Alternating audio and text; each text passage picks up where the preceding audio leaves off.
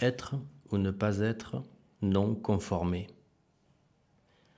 Il est difficile de se sentir à l'aise, de trouver sa place et d'être soi-même dans cette société. Dès notre conception, nous portons déjà une histoire transgénérationnelle qui peut être un fardeau. Dès la naissance, nous grandissons et évoluons dans une conformité que notre éducation familiale, scolaire, puis sociétale nous dicte.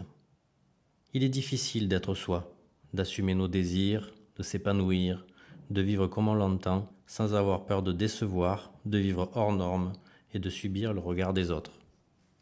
À chaque situation, environnement, cela nous oblige parfois à revêtir un costume et se parer d'un masque pour avancer et se fondre dans la masse. Au fond de nous, on a envie d'hurler, on ne trouve pas sa place et on se sent comme le vilain petit canard, voire comme un extraterrestre. Au fur et à mesure des rencontres, des événements, notre carapace se blinde, mais le mal-être s'installe et devient omniprésent.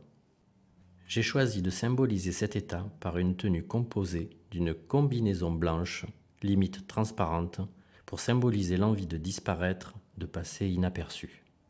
Sur cette combinaison sont inscrits des mots, des ressentis, symbolisant toutes ces attaques extérieures, les casseroles que l'on porte.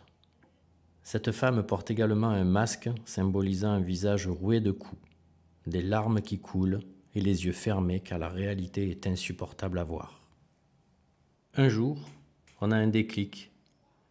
On choisit de laisser tomber le masque et de se délester de toutes ses blessures, de s'assumer pour enfin être heureux et choisir de ne plus subir les diktats de la société. La deuxième tenue symbolise la renaissance, la naissance de soi. Cette femme porte une combinaison parce qu'elle a enfin trouvé la bonne combinaison, la solution pour sortir de cette torpeur. La combinaison est verte, couleur armée. Elle est pratique pour avancer, foncer, ne plus perdre de temps, tout en restant féminine.